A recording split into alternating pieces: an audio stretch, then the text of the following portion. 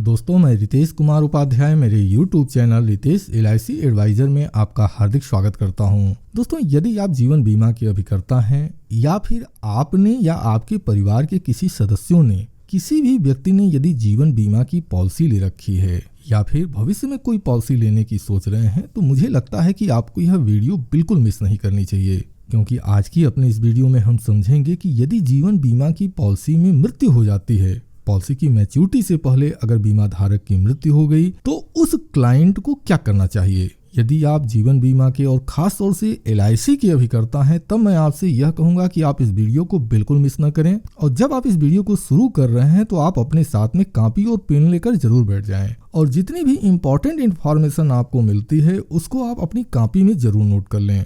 तो दोस्तों, अब आपके विशेष समय को नष्ट न करते हुए सीधे हम चलते हैं अपने मूल विषय पर। और सबसे पहले हम समझते हैं कि यदि LIC की पॉलिसी में या जीवन बीमा की पॉलिसी में अगर क्लेम आ जाता है, तो क्लेम कौन कर सकता है। अमूमन होता क्या है कि LIC की पॉलिसी में या जीवन बीमा की पॉलिसी में जो नॉमिनी है वही क्लेम कर सकता है। तो यदि मैं इसको कहूं कि यह सही है, तो मुझे लगता है कि यह 50% सही है, 100% सही नहीं है। चलिए आइए इसको मैं विस्तृत रूप से समझाने की कोशिश करता हूँ।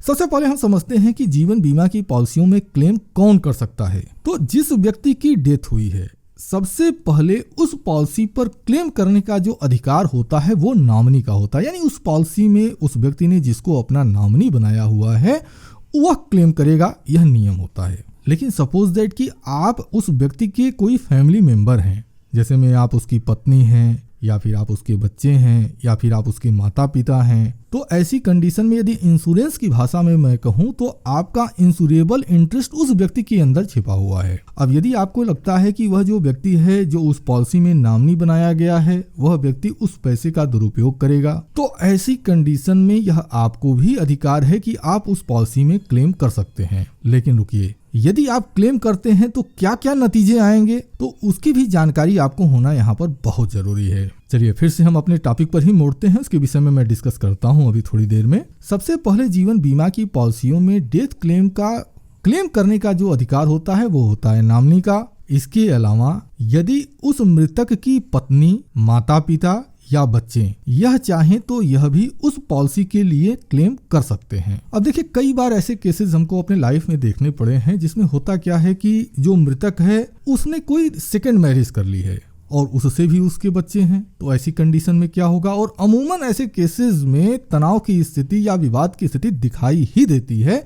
तो ऐसी कंडीशन में क्या करना चाहिए। तो दोस्तों, यहाँ पर देखिए, जो मेन डिसीजन होता है यह डिसीजन कोर्ट का ही होता है। लेकिन एक अभिकर्ता के रूप में हम क्या देख सकते हैं या हम क्या सजेशन दे सकते हैं, मैं उस पर अपनी राय रखना चाहूंगा। हालांकि इसके लिए सबसे बेहतर जो राय है, जो वकील होते हैं, यदि आप उनसे संपर्क करेंगे तो वो सबसे बेस्ट राय आपको देंगे। लेकिन फिर भी एक अभिकर्ता के रूप में जो हमारी रिस्पॉन्सिबिलिटी है वो हमको निभाना होगा।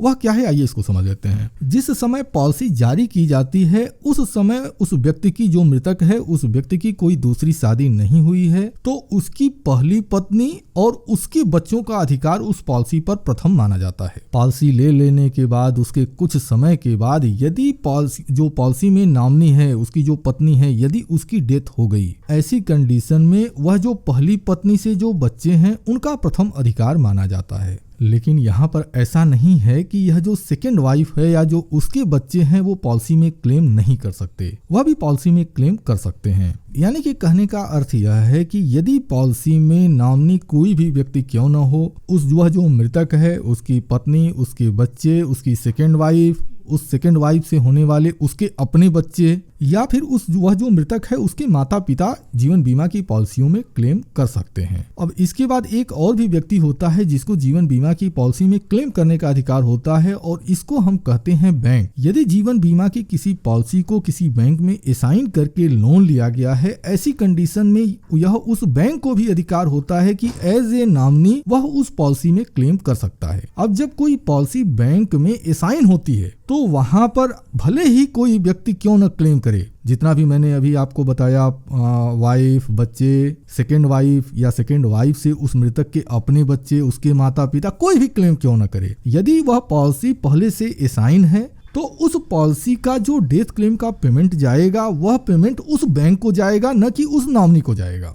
उम्मीद करता हूं कि आप हमारी बात को समझ रहे होंगे। यहाँ पर देखिए और भी चीजें क्लियर कर देता हूं कि अब बैंक क्या करेगा कि उस पॉलिसी को असाइन करने के साथ उस बैंक ने जितना पेमेंट किया हुआ है, यानी जितने का लोन दिया हुआ है, उसका जो भी ब्याज होता है और उस तारीख तक, जिस तारीख में पेमेंट किया गया है उस तारीख तक जो ब्याज होता है, वह सारा ब्याज कटौती कर लेने के बाद जो शेष पैसे बचते हैं वह पैसा वह बैंक उस नॉमिनी को पेमेंट कर देगा। तो दोस्तों यहाँ पर मैंने अभी यह जो बताया है, यह बताया है कि जीवन बीमा की पॉलिसियों में क्लेम कौन कर सकता है, लेकिन मैंने यह कहीं भी नहीं कहा हुआ है कि यह क्लेम कर लेने के बाद जो भी व्यक्ति क्लेम करेगा उसको पेमेंट मिल ही जाएगा। जब भी नॉमिनी के अलावा कोई दूसरा व्यक्ति क्लेम करता है तो सबसे पहले उस व्यक्ति को यह प्रूफ करना पड़ता है कि वह जो व्यक्ति है उस पॉलिसी का लीगल वारिस है, और जब वह व्यक्ति इस चीज को प्रूफ कर देगा तभी उसको LIC पेमेंट करेगी। लेकिन सपोज दैट कि कोई एक ऐसी पॉलिसी आपके सामने आ गई जिसमें कि उसकी पत्नी भी क्लेम कर रही है, सेकेंड वाइफ भी क्लेम कर रही है, उसके माता पिता भी क्लेम कर रहे हैं, यानी कि नॉमिनी के साथ साथ एक से अधिक लोग यदि किसी पॉलिसी में डेथ क्लेम का पैसा पाने के लिए क्लेम कर रहे हैं, तो ऐसी कंडीशन में क्या होगा? तो ऐसी कंडीशन में LIC अपनी सारी जांच करेगी। जांच करने के बाद, और यहाँ पर देखिए मैं सिर्फ LIC की बात नहीं कर रहा हूँ, मैं किसी भी जीवन बीमा कंपनी की बात कर रहा हूँ, वह बीमा कंपनी उस पॉलिसी के क्लेम की पूरी जांच पड़ताल करेगी और वह जो क्लेम है वह क्लेम एक्सेप्टेबल है या नहीं है, इसका डिसीजन ले लेने के बाद वह पैसा सुरक्षित रख दिया जाएगा। और उसके बाद वह जो जीवन बीमा कंपनी है, जितने भी दावेदार हैं उनसे यह बोलेगी कि आप कोर्ट में जाइए और अपने आप को यह साबित कीजिए कि आप इस पैसे के लीगल दावेदार हैं। और जो व्यक्ति यह जो दावा है कोर्ट के द्वारा लाकर इसको जीवन बीमा कंपनी में प्रस्तुत करता है, वह जीवन बीमा कंपनी उस व्यक्ति को क्लेम का पेमेंट कर देती है। तो दोस्तों मैं उम्मीद करता हूं कि यहाँ भी अब आपके सामने कोई कंफ्यूजन नहीं होगी। यदि ऐसा कुछ होता है तो वीडियो के कमेंट सेक्शन में कमेंट कीजिएगा, उम्मीद करता हूं कि मैं उसका भी सलूशन करने की कोशिश करूंगा। अब इसके बाद देखिए सबसे महत्वपूर्ण एक बात आती है नॉमिनेशन का रूल।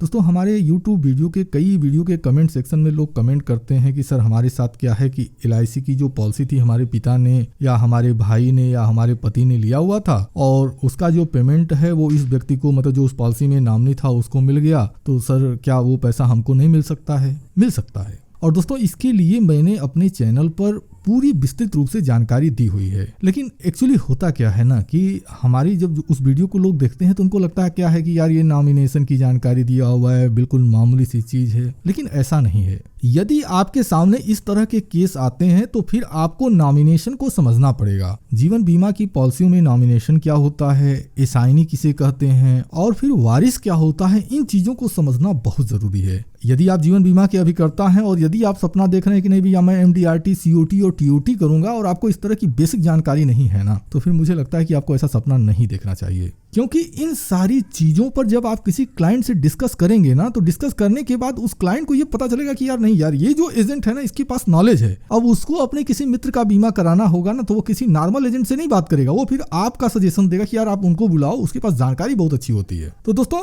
यह जो जानकारी है मैंने अपने चैनल पर पोस्ट की हुई है, तो मैं चाहता हूं कि मैं आपको वह वीडियो दिखा दूं ताकि आप एक बार उस वीडियो को जरूर देखें, क्योंकि अगर मैं उसको कवर करूंगा तो कम से कम 10 से 15 मिनट की यह वीडियो और लंबी हो जाएगी। तो चलिए मैं उसको दिखा देता हूं। तो दोस्तों आप जिस किसी भी डिवाइस से YouTube देख रहे हैं, मतलब मोबाइल से देख रहे हैं या फिर लैपटॉप या फिर कंप्यूटर से देख रहे हैं, तो आप अपने YouTube को ओपन कर लें और YouTube के सर्च बॉक्स में लिखिए nomination rules by Ritesh LIC advisor और ऐसा लिखने के बाद सर्च बटन पर क्लिक कर दें। अब जैसे ही आप सर्च बटन पर क्लिक करते हैं, यह देखिए मेरी पहली वीडियो आपको मिल जाएगी। आप इस वीडियो पर क्लिक करके इस वीडियो को ओपन कर दें। इस वीडियो में मैंने डिटेल में बताया हुआ है कि नॉमिनेशन का जो रूल होता है, कानूनी रूल क्या है, मतलब एक नॉमिनी का कानूनी अधिकार क्या है, इसके विषय में मैं डिटेल में जानकारी दिया हूँ। इसके बाद वारिस किसे कहते हैं, तो इस वीडियो को आपको देखना चाहिए। खासतौर से यदि आप LIC के अभिकर्ता हैं तो मैं तो आपसे यह कहूंगा कि आप इस वीडियो को तुरंत का तुरंत देखें, यह आपके लिए बहुत जरूरी है। सिर्फ नॉमिनी देखकर आप इस वीडियो को छोड़िए नहीं, इसमें बहुत कुछ इंफॉर्मेशन दी गई है। जब आप इस वीडियो को देख लेते हैं तो इस वीडियो को जैसे ही आप इसके डिस्क्रिप्शन बॉक्स पर क्लिक करते हैं तो यह देखिए इस तरह से ये सारे लिंक आपको दिखाई देने लगेंगे। आपको यहाँ पर क्लिक करना है LIC नॉमिनी रूल्स, यह जो लिखा हुआ है ना, यहाँ पर आप क्लिक कर दे। जैसे ही आप इस पर क्लिक करते हैं, नॉमिनेशन के ही विषय में यह एक दूसरी वीडियो बनाई गई है। यह वीडियो खास तौर से यदि आप एक ग्राहक हैं तब आपको यह वीडियो जरूर देखनी चाहिए। यह वीडियो आपके लिए बहुत ज्यादा इंपॉर्टेंट है। और जब आप इस वीडियो को, ये दोनों ही वीडियो जब आप देख लेते हैं तो फिर मैं आपसे यह कहूंगा कि फिर से आप इस नीचे डिस्क्रिप्शन बॉक्स में आ जाए। दोनों ही डिस्क्रिप्शन बॉक्स में आपको ये लिंक मिलेगा, डिटेल आर्टिकल अबाउट नॉमिनी, आप इस पर क्लिक कर दीजिए। जैसे ही आप क्लिक करेंगे आप मेरी वेबसाइट पर आ जाएंगे और इस वेबसाइट में देखिए तमाम तरह की नॉमिनी की रूल दिए गए हैं, नॉमिनी के नियम क्या हैं, और यहाँ पर देखिए आपको कुछ PDF फाइल मिल जाएगी। जीवन बीमा की पॉलिसियों में नॉमिनी के क्या रूल हैं, उनके क्या नियम हैं। ये जो फाइल है यह सर्कुलर है, आपको यह सर्कुलर मिल जाएगा। तो इस सर्कुलर का उपयोग करके आप पूरे प्रमाण के साथ बात कर सकते हैं। यदि आपका बैंक अकाउंट है और वहां पर अगर नॉमिनी के विषय में कोई अगर आप नियम जानना चाहते हैं वो क्या है, तो देखिए ये जो यहाँ पर जब आप क्लिक करेंगे तो जो बैंकिंग रेगुलेशन एक्ट है उसके तहत नॉमिनी के क्या अधिकार हैं वो आपको यहाँ मिल जाएगा। यदि कंपनी प्रतिभूतियों के मामले में अगर आप जानना चाहते हैं तो ये देखिए कंपनी एक्ट 1956 की PDF फाइल यहाँ पर दी गई है, आप इसको डाउनलोड कर सकते हैं। यानी कि यदि आप हमारे इस वेबसाइट पर आ जाते हैं तो यहाँ पर आपको बहुत सारी इंफॉर्मेशन मिल जाएगी जिसका उपयोग करके आप नॉमिनी के विषय में कानूनी जानकारी ले सकते हैं और प्रमाण के साथ अगर आपको जरूरत पड़ती है तो आप इसका उपयोग भी कर सकते हैं। तो दोस्तों मैं उम्मीद करता हूं कि इस वीडियो में यह जो छोटी सी जानकारी रही है यह जानकारी आपके लिए उपयोगी रही होगी। अब दोस्तों हम अपनी इस वीडियो को यहीं पर समाप्त करते हैं। हम अपनी अगली वीडियो में जानेंगे कि यदि किसी पॉलिसी में डेथ क्लेम आ जाता है तो उसके लिए जो नॉमिनी है या जो व्यक्ति क्लेम करना चाहता है उसको क्या करना चाहिए, LIC में कैसे क्लेम करना चाहिए और क्लेम करते समय किन किन बातों का ध्यान रखना चाहिए, इसके विषय में हम डिटेल में समझेंगे। और उसके बाद जब आप एक LIC में एप्लीकेशन लिखते हैं या कोई दस्तावेज देते हैं तो कौन कौन से दस्तावेज की आवश्यकता पड़ती है, इन सभी चीज़ों के विषय में हम डिटेल में जानकारी लेंगे। तो यदि आप इसी तरह की जानकारी से भविष्य में भी अपडेट रहना चाहते हैं और आने वाली वीडियो को बिल्कुल मिस नहीं करना चाहते तो फिर मैं आपसे ही कहूँगा कि आप हमारे इस YouTube channel Ritesh LIC advisor को जरूर सब्सक्राइब कर लें और साथ में बेल आइकन पर क्लिक करके ऑल नोटिफिकेशन जरूर ऑन कर लें। यदि हमारी यह वीडियो आपको पसंद आई है और आपको लगा है कि इस वीडियो में अगर एक भी जानकारी आपके काम की है तो वीडियो के नीचे जो लाइक की बटन है उस पर क्लिक करके हमें उत्साहित करने की कोशिश जरूर करें। अब इसी के साथ मैं अपनी इस वीडियो को समाप्त करता हूं। आपने अपना कीमती समय हमें दिया, इसके लिए मैं आपका दिल से आभारी हूं। धन्यवाद। Thank you very much.